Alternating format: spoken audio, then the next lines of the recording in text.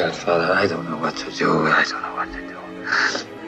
You can act like a man! What's the matter with you? Lazy people do a little work and think they should be winning, but winners work as hard as possible and still worry if they're being lazy. Hard times create hard men. Hard men create soft times. Soft times create soft men. Soft men create hard times.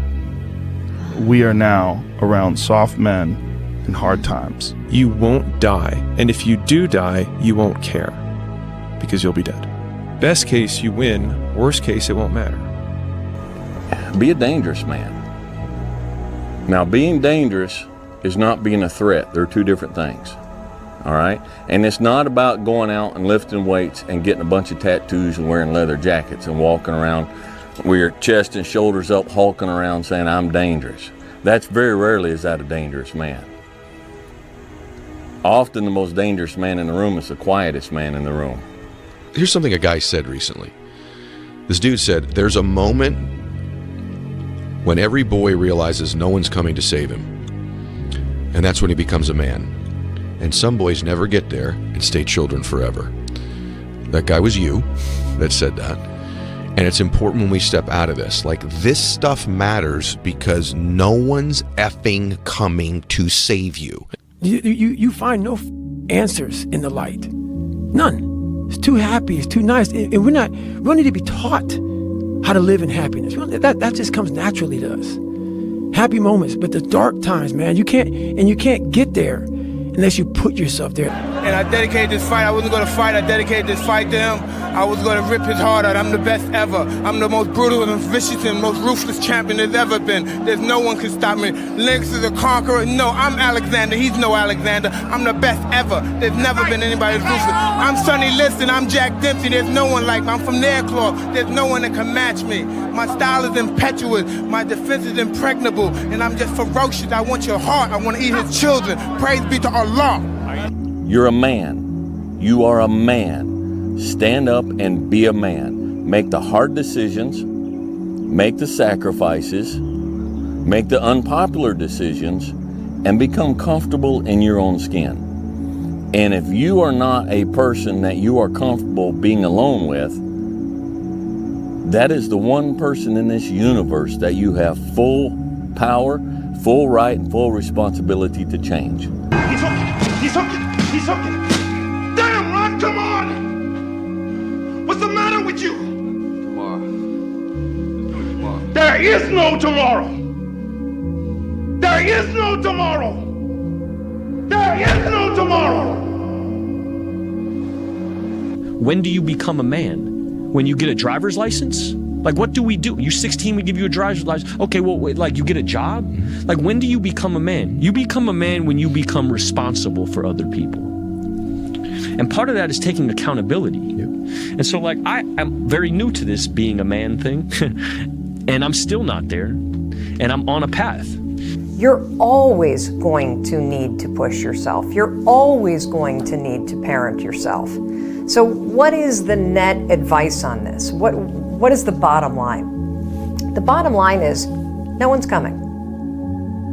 No one. No one's coming to push you. No one's coming to tell you to turn the TV off. No one's coming to tell you to get out the door and exercise. Nobody's coming to tell you to apply for that job that you've always dreamt about. Nobody's coming to write the business plan for you. It's up to you.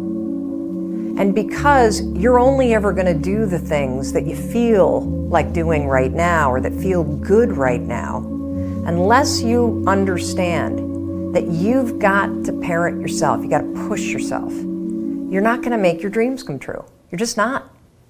Who teaches you to be a man? You know, but fame is a monster, you know, and we all have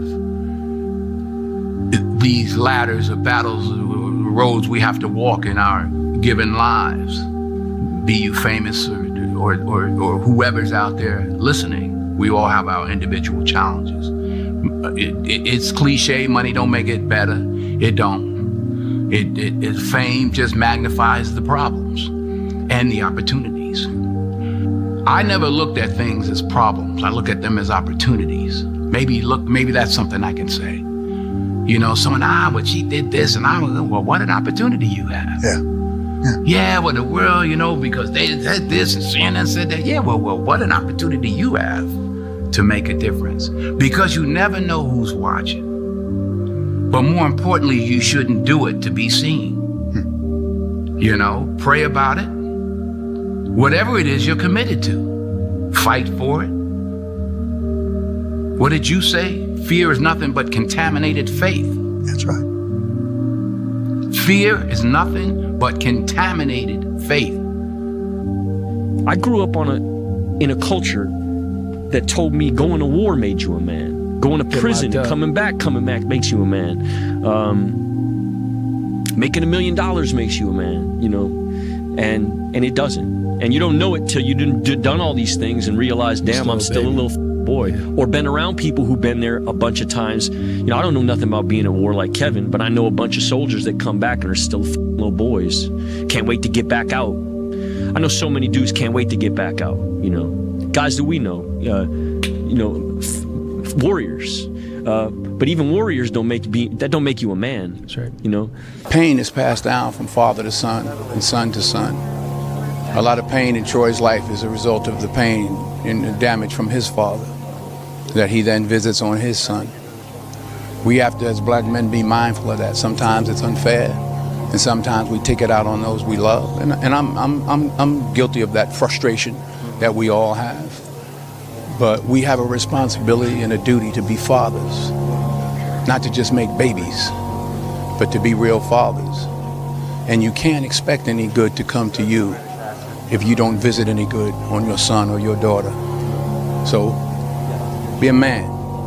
Be the guy who embraces the ugly, the miserable. Be the guy who embraces hard work, the grind. Don't be afraid of being hurt. Don't be afraid of sacrificing some blood. Sun don't fucking stop. Sun gonna be up in the morning regardless. That sun is gonna be up in the morning regardless of how I fucking feel and how depressed I am. The sun is gonna fucking shine in the morning, and at nighttime the moon gonna be there, and you gonna look up, these days gonna keep going by. So do you let the days go by and look up and you done wasted a year doing what? Or do you just pick it up? Alright, gotta figure it out, made some mistakes, life goes on. Let me figure out life from this point. I'm a life goes on type of guy. Yeah. I don't care how good you are in anything, you don't have discipline, you ain't nobody. Right. You're nothing without discipline, because you give up under the slightest struggle without discipline. 100%. Discipline is doing what you hate to do, but do it like you love it. Doing what you hate to do, but do it like you love it. Do you fear anybody? No. If you're willing to fight me, we can fight, no problem. Come and try me, anyone. You gotta change that man. Yeah, but you don't understand my life, David. Yeah, I do. So that's the thing about it. And that's why I can talk about it. But yeah, I get what you're saying. A lot of folks don't I get that mentality. I once had that mentality, that no one understands what the I'm going through. And if you keep that mentality, you're gonna stay in the same exact spot that you're in. If you have to ask how to get motivated to go to the gym, you don't need to be going to the gym. You don't want it enough. When you're sick and tired of looking and feeling like shit, you'll show up. I'll see you there. Because you're going to look in the mirror and you're going to be like, fuck that. You're going to want to be in the gym. It's hard when you're young to wake up in the off season at 6 a.m. to go train and work out, knowing that all your friends are sleeping in and eating pancakes.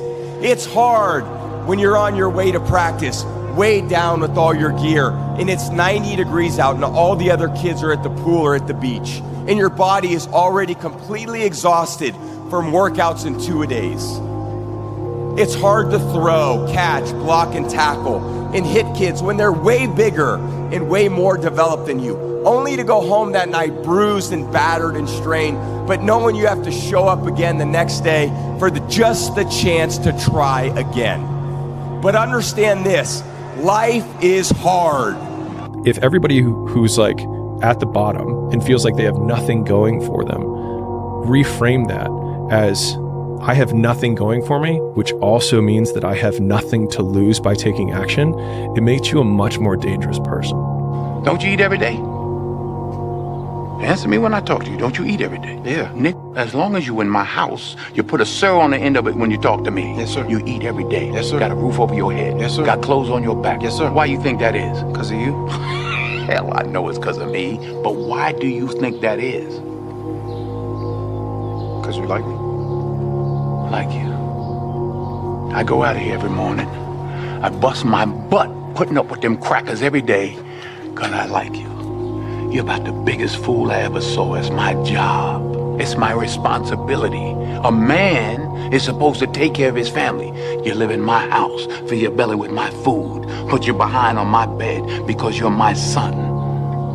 Because I like you, because it's my duty to take care of you. I owe a responsibility to you. Now let's get this straight right here and now before I go along any further. I ain't got to like you. Mr. Rand don't give me my money come payday because he like me. He give it to me because he owe me. I'd say one of the strongest mental frames that has gotten me through my hardest times is thinking this will be the story that I will one day tell. And that means the harder it is, the bigger the dragon, the more epic the story, and by consequence, the more epic the hero. It's time to stay focused. It's time to decide, clubs, partying, trying to fit in and socialize, rub elbows with everybody so people can stop calling you weird. Why are you so antisocial? Because I'm trying to get it. Why are you staying on the basketball court so much? Because I'm trying to get it. Why are you out there practicing in the hot sun when ain't nobody else out there? Because I'm trying to get it. Why are you not clubbing like every time I text you and invite you to go do something fun and cool, you always studying? Because I'm trying to get it. Let me tell you something, homie. These women ain't going nowhere. These clubs, these parties, all this ain't going nowhere. The more weird you are is a reflection of how committed you are to focusing on your molding and shaping and developing your ideas and your craft so that when it's time for you to make your rounds, you gonna fly. You don't start things and not finish them. You don't quit. There's nothing that comes out of quitting besides knowing that you didn't finish. We finish everything. You start it, finish it. If you're gonna do it to try and be the best. People think that you should be weak and you should be docile and then you should be a pacifist. He goes, no, you should be a monster. He said you should be a monster, you should be ruthlessly ambitious and then learn how to control it. And it's that old expression, it's better to be a warrior in a garden than a gardener in a war. Come on! Come on!